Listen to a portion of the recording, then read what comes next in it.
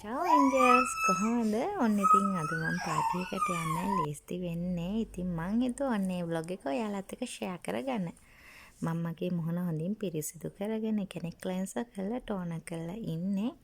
දැන් මම මේ ඇප්ලයි කරේ මගේ මොයිස්චරයිසර් එක. මම මුලින්ම යන්නේ eyebrow වලට. මොකද මේකප් එකකදී අපේ ඇහි බැම ලස්සනට තියෙන්න ඕන නීට් එකට. එතකොට අපේ මේකප් ලුක් එක කම්ප්ලීට්.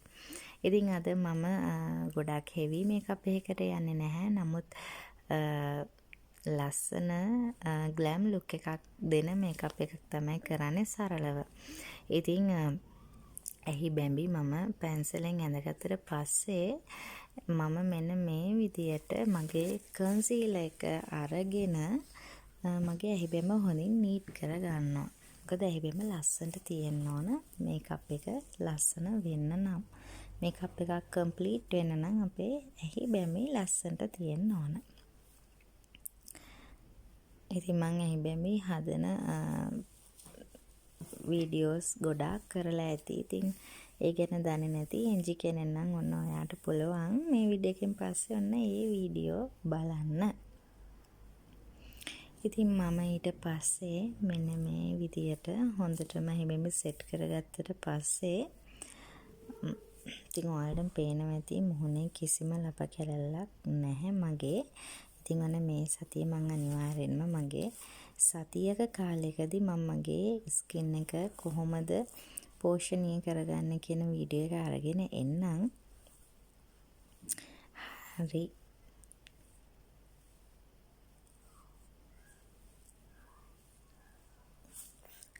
දැන් මම මේ කන්සීලර් එකෙන්ම මගේ අයිලිඩ් එක උඩ මෙන්න මේ විදිහට කන්සීල් කරගන්නවා. එතකොට අපේ අයි මේකප් එක වැඩි වේලාවක් හොඳට තියාගන්න පුළුවන්. දිය වෙන්නේ නැහැ. ඒ වගේම අපිට අවශ්‍ය කලර් එකම ගන්නත් පුළුවන්. ලොකු හෙවි මේකප් එකකට යන්නේ නැහැ කියලා මම ඉස්සෙල්ලත් කිව්වා. ඉතින් මේ ෂැඩෝ පැලට් එකේ මම මෙන්න මේ කලර් එක තමයි යූස් කරන්නේ. මෙන්න මේ වගේ බ්‍රෂ් එකකින් කොනේ ඉඳන් හොඳට බ්ලෙන්ඩ් කරගන්නවා. මම මේ කලර් එක විතරයි මගේ ඇහැට පාවිච්චි කරන්නේ. අයි මේකප් එකට පාවිච්චි කරන්නේ මම මේ කලර් එක විතරයි. ඉතින් ඒක මම හොඳින් බ්ලෙන්ඩ් කරගන්නවා. ලස්සන පෙනුමක් එන විදියට මම හොඳට ඒක බ්ලෙන්ඩ් කරගන්නවා මෙන්න මේ විදියට.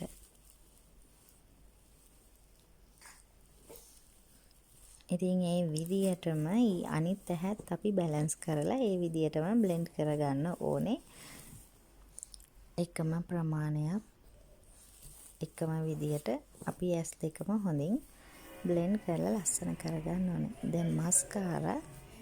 ඉතින් මස්කාරා නම් මම කෝඩ් 2ක් 3ක් විතර ඇප්ලයි කරනවා. එතකොට හොඳ පිරිපුන් ලුක් එකක් ගන්න පුළුවන්. මොකද මම SPH පාවිච්චි කරන්නේ නැහැ අද.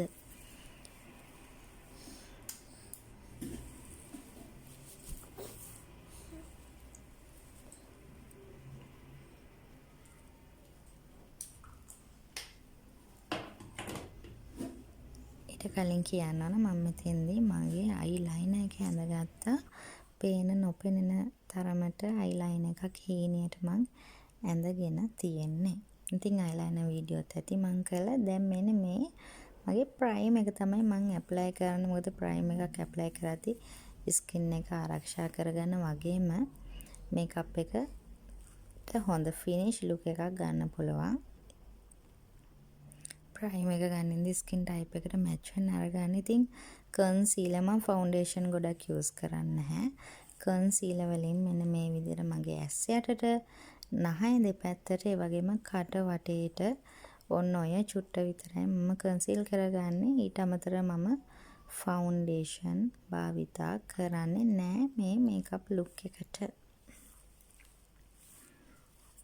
ඒ වගේම කිසිම බියුටි බ්ලෙන්ඩර් එකකින්වත් ස්පොන්ජ් එකකින්වත් නෙමෙයි මම නිකම්ම අතින් තමයි හොඳින් බ්ලෙන්ඩ් කරගත්තේ. ඊට පස්සේ මම අර ඇහැ උඩ ගාපු කලර් එකම මෙන්න මේ විදිහට යටටත් ඒ බ්‍රෂ් එක ආධාරයෙන්ම මම ඇප්ලයි කරනවා.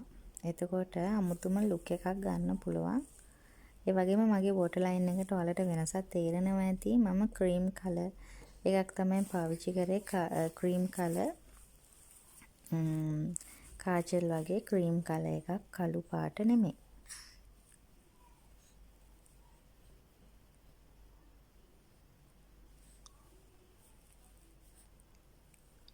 බ්ලෂර් තුත් පේන නොපෙනෙන තරමට තමයි බ්ලෂර් කරේ. ඉතින් මෙන්න මේ පින්ක් ෂේඩ් එකත් එක්ක මම තව කලර් එකක් මික්ස් කරලා තමයි මගේ ලිප් කලර් එක සිලෙක්ට් කරගත්තේ. ඉතින් මෙන්න මේ කලර් එකත් මම මික්ස් කරනවා.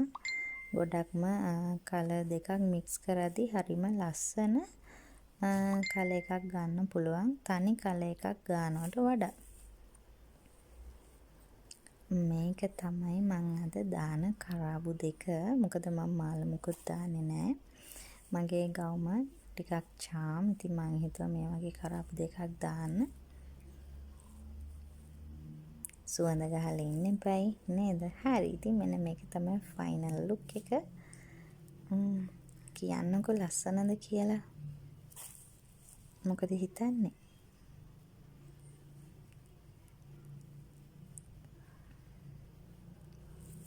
අමතක වුණානේ ක්‍රීම්